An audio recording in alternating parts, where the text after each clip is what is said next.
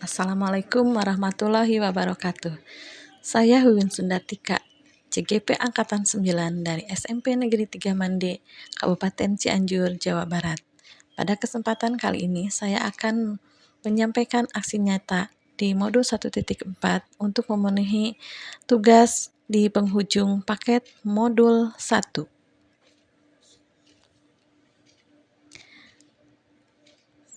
Pada kegiatan kali ini saya selalu dibimbing dan diarahkan oleh Ibu Fasilitator Bu Siti Maesaroh dan Bapak Pengajar Praktik Pak Andrian.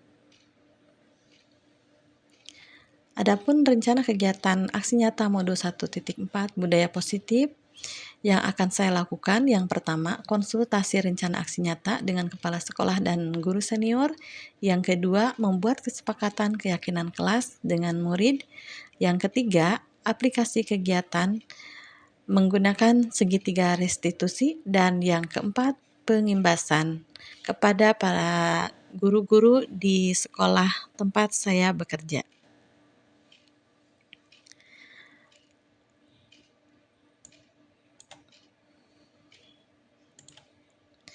Kegiatan pertama yang saya lakukan yaitu konsultasi aksi nyata kepada kepala sekolah dan guru senior.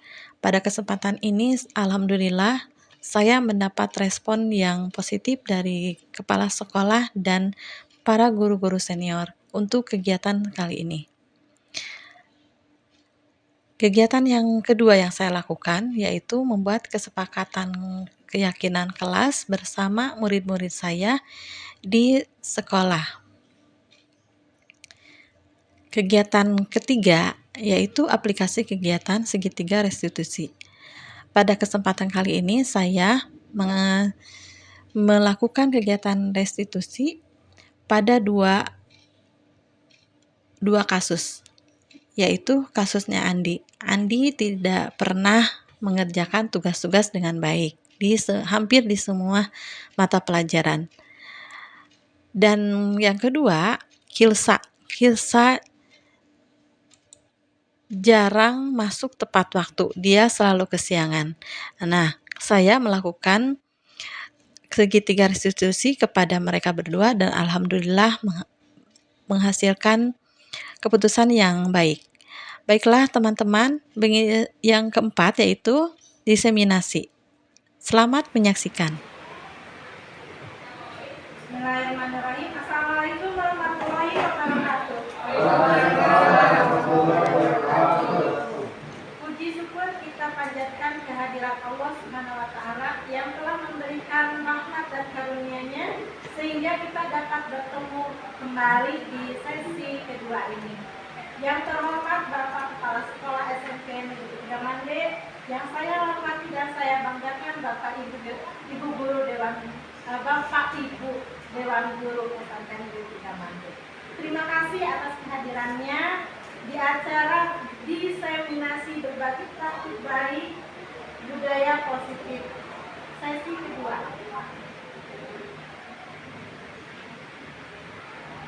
Baik Bapak Ibu, adapun tujuan diseminasi kali ini yaitu pertama, berbagi pengalaman yang sudah dipelajari oleh CGP kepada rekan sejawat. Yang kedua, dapat memahami budaya positif dari materi modul 1.4. Ada apa sih di materi modul 1.4 ini? Yang pertama, disiplin positif dan nilai-nilai kebajikan. Ada beberapa disiplin. Yang disiplin positif. Nah, kemarin tadi ya. Apa sih disiplin itu Bapak Ibu? Taati aturan. Misalkan ya, kalau tadi misalkan ada seorang anak yang tidak mentaati aturan, apakah bisa disebut tidak disiplin? Bisa. Bagaimana kita menanganinya? Dikasih sanksi, ditegur bisa. Kalau terus dipanggil orang tuanya. Kemudian ada sanksi tentu Ada ya. sanksi. Ada sanksi. Nah biasanya kita rata-rata orang berpikir bahwa disiplin itu ada kaitannya dengan hukuman, ya. Oh, aduh harus disiplin. Berarti kalau tidak disiplin nanti kita akan dihukum. Dalam tanda kutip ya, dihukum bukan dihukum di penjara bukan. Tapi kalau ada hukumannya, ada sanksinya. Jadi orang anak-anak itu harus disiplin, langsung wing gitu ya dalam pikiran mereka itu ternyata ketidakbebasannya itu langsung gitu ya terhambat gitu, mereka tidak gimana gitu ya. Nah disitulah nanti kita akan pelajari pelan-pelan ya. Menurut Ki Hajar Dewantara menyatakan bahwa untuk menciptakan murid yang merdeka, syarat utamanya adalah harus ada disiplin yang kuat. Betul? Disiplin yang dimaksud bukan tadi hukumannya, tapi adalah disiplin diri yang memiliki motivasi internal. Jadi motivasi dari dalam diri masing-masing. Jika kita tidak memiliki motivasi internal, maka kita memerlukan pihak lain untuk mendisiplinkan kita atau motivasi eksternal karena berasal dari luar, bukan dari dalam diri kita sendiri. Nah, jadi maksud Ki Hajar Dewantara ini kita mendisiplinkan diri itu kalau pengaruhnya dari luar, dari guru atau dari lembaga itu merasa tersiksa. Tapi kalau pengaruhnya dari dalam diri sendiri, dari internal, dari dalam diri masing-masing siswa, masing-masing guru, maka akan ada kesadaran sendiri dan tidak merasa seperti dipenjara, tidak merasa seperti dihukum. Karena ada kesadaran dari diri. Nah, nilai-nilai kebajikan apa yang tercantum dalam menurut Ki Hajar Dewantara? Menurut Ki Hajar Dewantara mengartikan disiplin sebagai bentuk kontrol diri, yaitu belajar untuk kontrol diri agar dapat mencapai suatu tujuan mulia. Tujuan mulia di sini mengacu pada nilai-nilai atau prinsip-prinsip mulia yang dianut seseorang. Kita namakan nilai-nilai tersebut sebagai nilai-nilai kebajikan yang universal, jadi secara keseluruhan.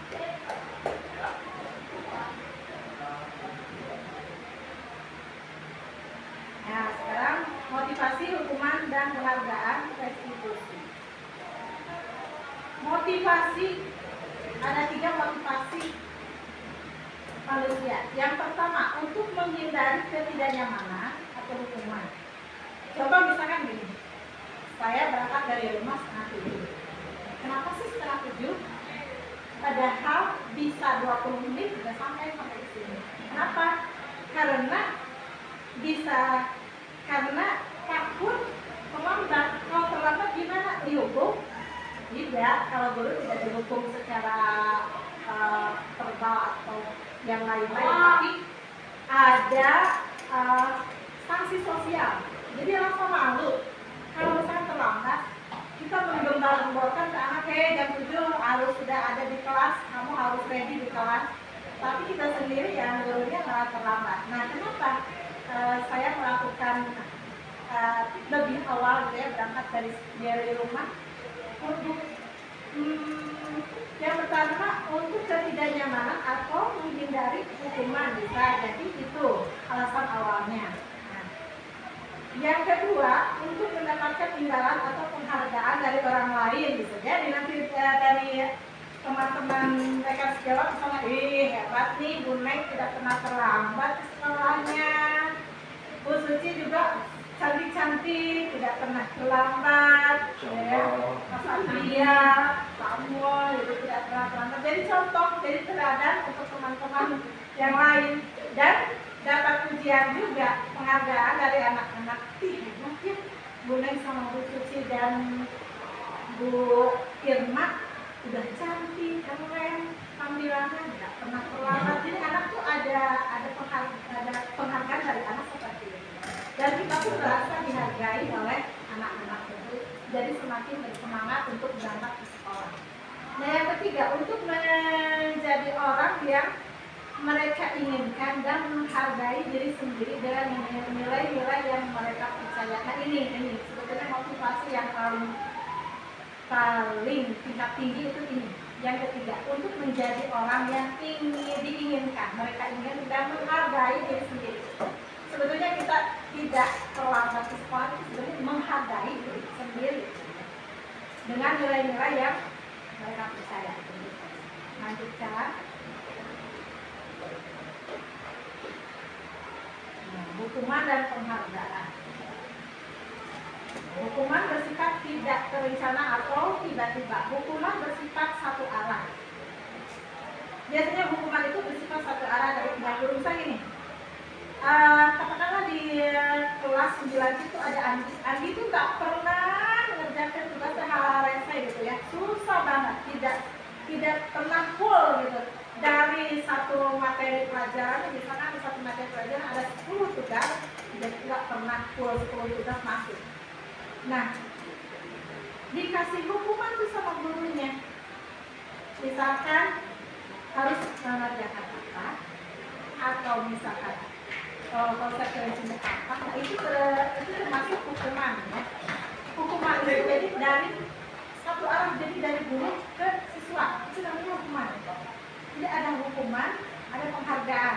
Jadi hukuman itu satu arah, dari guru ke siswa atau dari atasan ke bawahan. Itu hukuman. Baik, lanjutkan. Nah, sekarang restitusi. Restitusi, nah ini perbedaannya apa tidak? Kurang ya? Ya, perbedaan antara hukuman, konsekuensi, dan restitusi. Nah, contoh satu saja. Kalau hukuman, murid itu merasa menyembunyikan kesalahan. Tadi misalkan contoh lagi Andi, kenapa sih kamu tidak mengerjakan tugas? Ibu udah malas sih tugasnya, Andi nggak mengerti, gitu. Dia menyembunyikan kesalahannya. Padahal sebetulnya dia kalau berusaha bisa. Itu kemudian mencoba mengontrol anak dengan menguatkan negatif, kemudian dapat pada muridnya, akan dia akan jadi marah, malah dikasih tahu malah pasti bakal marah. Dia muridnya lagi gini, itu kan saya gini. Nah biasanya kalau kita kasih hukuman, timbal balik dari siswanya itu bakal marah gitu. Dan sekarang konsekuensi, murid atau anak belajar mentaati peraturan, ya, menjadi mentaati peraturan. Kemudian sekarang perbandingannya dengan restitusi. Kalau restitusi, murid memecahkan masalah. Jadi Andi, tadi ya contoh Andi dipanggil, kemudian kita ajak ngobrol, bagaimana cara menyelesaikan masalahnya Andi. Jadi dia sendiri, bukan kita sebagai guru yang memberikan solusinya, nanti digali dari dia sendiri. Gitu. Jadi bukan kita biasanya. Dulu saya juga kalau misalkan belum mengenal ini, kalau ada siswa yang tidak disiplin itu, dipanggil, kamu tuh harus begini. Jadi sesuai yang kita arahkan. Padahal ya sesungguhnya yang terbaik itu solusinya itu dari siswa sendiri. Kita gimana kamu? Jadi harus gimana? Menurut kamu ini salah atau tidak? Sesuai tidak dengan kesepakatan kelas? Jadi ada, tidak sesuai bu, dia kita tidak sesuai karena dia mencari sendiri kenapa tidak sesuai karena gini bu. Ya baik, kalau begitu nanti saya contohkan nanti ya. Jadi anak nanti mencari solusi sendiri. Jadi menurutku gimana Andi seharusnya? Saya akan membagi waktu saya supaya tidak mepet-mepet, misalnya tidak keteteran tugasnya, tidak menumpuk-numpuk tugas. Baik. Nah itu perbedaannya antara hukuman, konsekuensi, dan restitusi. Kalau restitusi ada solusi dari anaknya dan diselesaikan secara kesadaran dia. Jadi bukan dipaksakan kurang, kamu tuh harus begini. Nah, jadi dia menyadari kesalahannya dan dia melakukan solusinya sendiri. Baik, lanjutkan lagi. Keyakinan kelas. Nah, kalau ini mah keyakinan kelas, saya yakin semua kelas sudah punya ya kesepakatan kelas masing-masing. Tidak boleh ini itu, tapi menggunakan kata-kata yang bukan kata-kata yang negatif yang dituangkan. Bukan tidak boleh, bukan begitu. Misalnya tidak boleh membuang sampah sembarangan, tapi diganti kata-katanya. Ayo misalnya, jagalah kebersihan kelas. Ayo yuk jaga kebersihan kelas. Lanjutkan. Nih, kebutuhan dasar manusia. Sering menemukan di sekolah kita ada siswa yang aduh ibu sakit perut, tiba-tiba pusing, tiba-tiba pingsan di kelas atau sewaktu upacara. Apa sih? Nah, menurut Bapak Ibu kebutuhan dasar yang mana? Dari kelima kebutuhan ini, kalau misalkan ada anak yang pingsan pagi-pagi. Silakan. Yang nomor satu, Satunya kebutuhan bertahan hidup. betul, kebutuhan bertahan hidup. Kenapa? Karena kemungkinan anak tersebut tidak sarapan sebelum berangkat ke sekolah. Iya, tidak sarapan sebelum berangkat ke sekolah. Setuju Bapak Ibu? Oke. Karena pingsan dan sebagainya, tiba-tiba pingsan dengan dia salah satunya belum sarapan.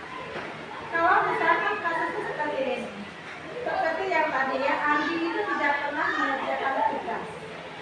Menurut Bapak Ibu, kebutuhan dasar mana yang belum terpenuhi oleh Andi? Penguasaan. Ya. Gimana Bu Neng? Penguasaan, kebutuhan kemampuan atas kemampuan, dengan biasanya kasih sayang dan rasa diterima. Maksudnya gini, kan kadang ada siswa yang nggak mengerjakan suatu tugas, Ya. itu karena pengen dulu, pengen kayak gitu. Karena kan itu merupakan biasanya memang perlu perhatian. Karena mencari perhatian kita tuh supaya di meja itu saja gitu kan, kok kerjakan gimana gitu. Jadi kalau gitu pulang baru dia mengerjakan, itu kan kasih sayang ya.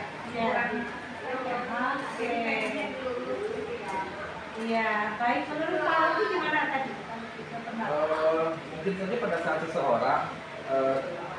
seorang siswa tidak mengerjakan tugas itu, bisa saja dia tidak mampu atau tidak bisa, misalkan. Jadi pada akhirnya dia tidak mengerjakan di rumah, ataupun bisa juga pengakuan pada saat mengerjakan gurunya tidak menilai gitu. Dia diberikan tugas, tapi pada saat tugas yang dikerjakan gurunya tidak menilai, jadi pada akhirnya tidak ada pengakuan dari gurunya. Ada lagi yang lain? Tidak ada. Baik, kalau begitu, kalau misalkan ada kasus lagi yang satu lagi, ada siswa yang sering nakal ke temennya, misalkan ngebully temennya, atau temennya jalan-jalan tengkas lah kakinya sampai celaka, dia nggak senang.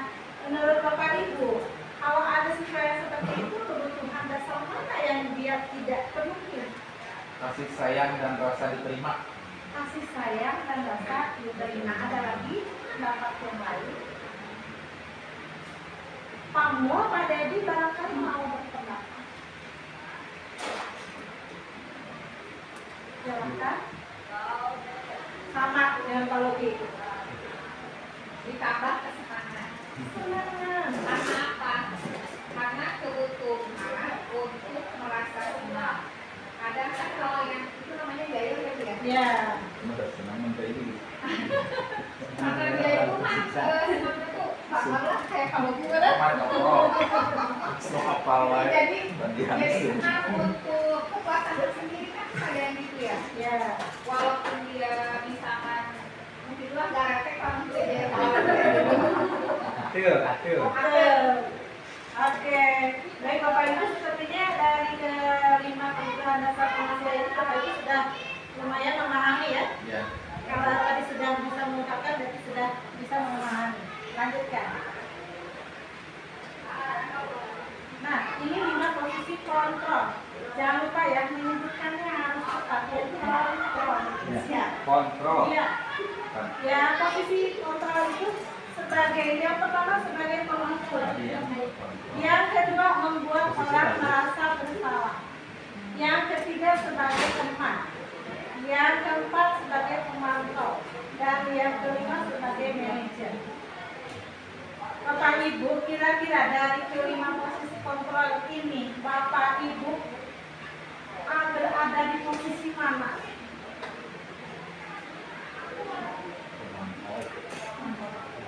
Pemantau Bu.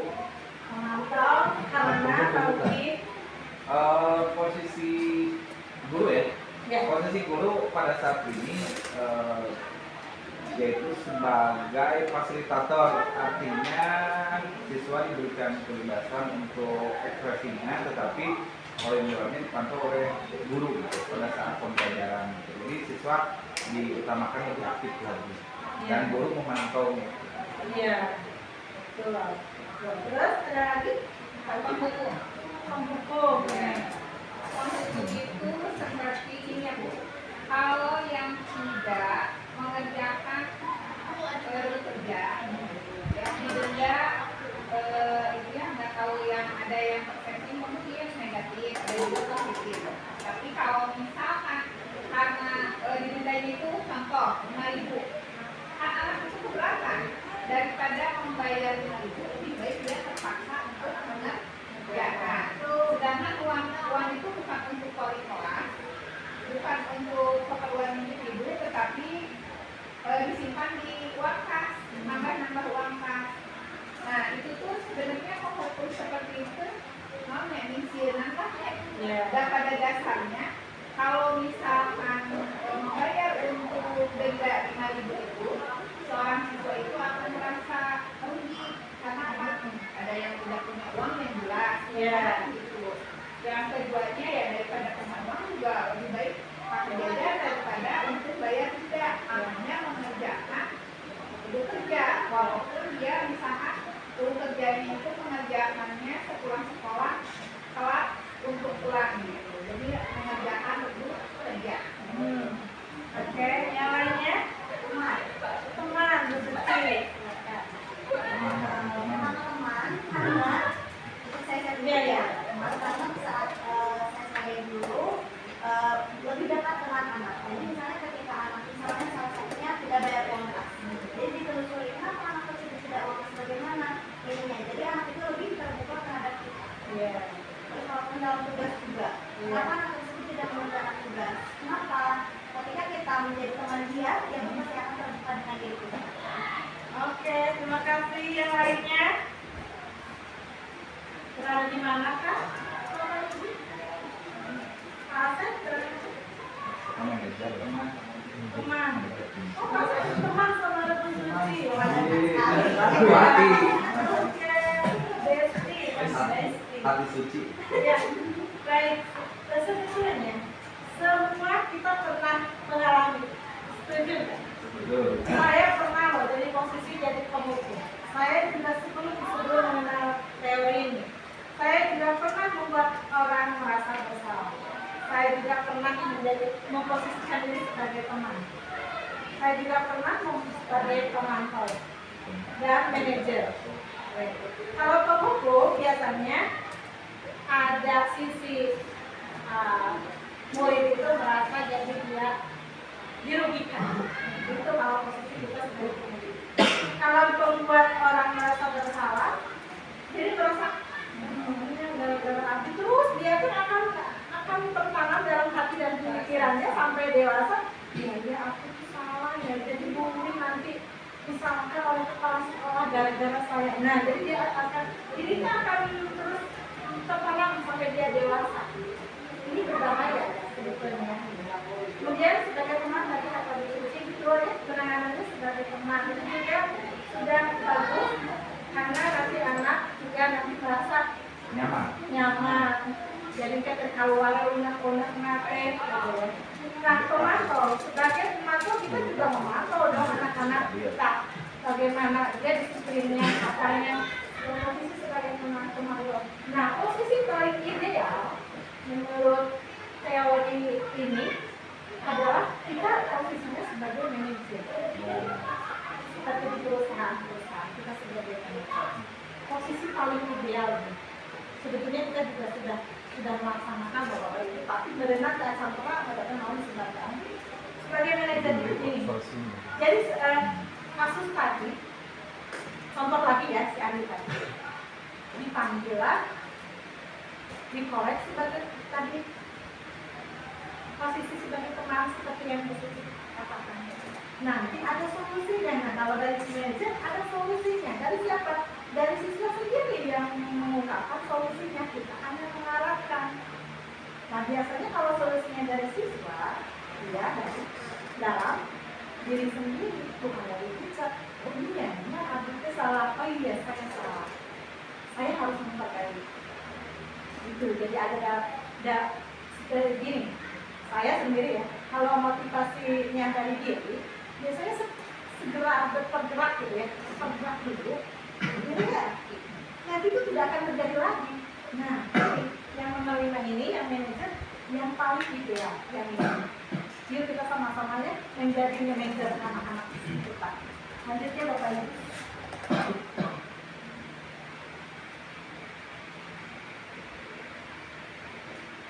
Ini segitiga restitusi nanti akan dijelaskan ada videonya. Dan yang ini yang ditunggu-tunggu dari tadi, terima kasih atas penjelasannya. Terima kasih atas perhatiannya. Alhamdulillah tadi ada masukan dari Bapak Ibu. Kita ini tujuannya tadi sesuai tadi saling berbagi. Saya juga bukan saya sudah tahu, bukan, saya juga baru tahu sekarang, ilmunya baru tahu sekarang, penerapannya sedikit-sedikit, dan kita tidak mungkin ujung-ujung jelek gitu ya, seperti kita mau menghancurkan suatu kejahatan itu gudang itu pakai bom, tidak bisa.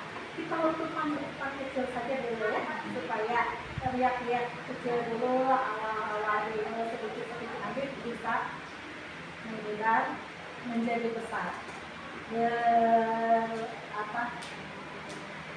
Bermula dari diri dulu. Misalnya jangan begini. Nah, yang lain juga suka terlambat, saya juga itu. Wah, itu bakal bahaya. Yuk kita mulai kasih contoh dari kita dulu, jadi teladan dulu. Ya. Oh, yang lain mah ayo posisinya jadi pemukul. Yuk kita mulai dari diri kita dulu. Kita manajer di sekolah kita untuk anak-anak kita. Baik Bapak Ibu, ada yang mau ditanyakan? Mau Bu? Silakan Bu. Ini ya Bu ya, ada salah satu siswa di kelas yang anaknya itu kayak yang nggak ada apa sih ketakutan terhadap guru atau segan terhadap guru.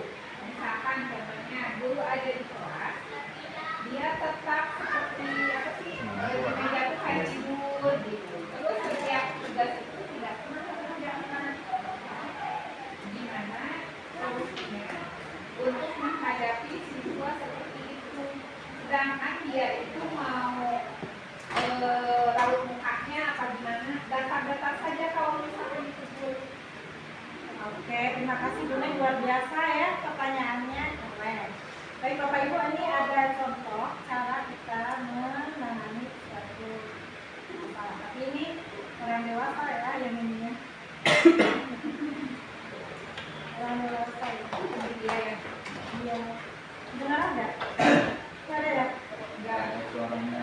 Aduh, ada suaranya.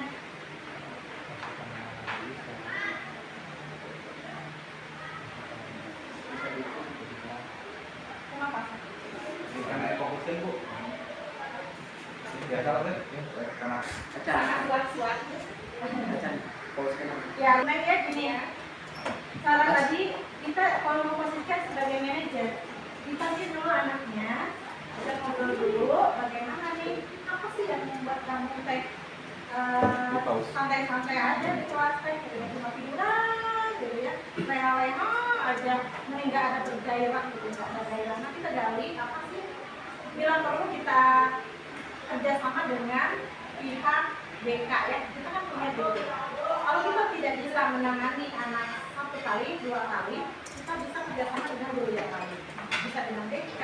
Kalau misalkan dengan BK belum bukan juga, kita bisa menghadirkan ahlinya, misalkan ya, menghadirkan ahlinya ke sekolah kita, bisa mengundang ahli perkembangan anak, lihat sekolah, perkembangan anak dan sebagainya, dan itu akan tergali karena kita itu sebetulnya masalahnya bukan hanya sehari-hari, itu sudah dari dia anak-anak itu sudah mungkin ada yang salah, pola asuh di keluarganya mungkin ada yang salah, karena tidak mungkin dia ujung-ujung seperti itu, pasti ada yang salah di pola asuh di keluarganya, dan kita tidak mungkin mengorek langsung ke anak.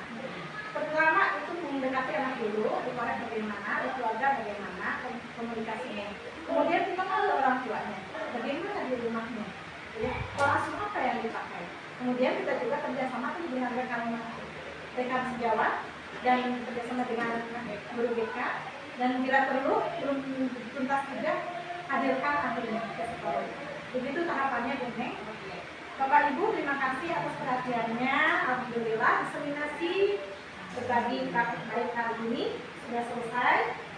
Saya Yusuf Datika, mohon maaf yang sebesar-besarnya apabila ada kekurangan atau kesalahan. Sekali lagi saya akhiri, billahi taufiq wal hidayah. Assalamualaikum warahmatullahi wabarakatuh. Terima kasih atas perhatiannya. Demikianlah kegiatan aksi nyata 1.4 yang bisa saya lakukan. Semoga bermanfaat untuk teman-teman semuanya. Salam bahagia untuk kita semua. Terima kasih. Assalamualaikum warahmatullahi wabarakatuh.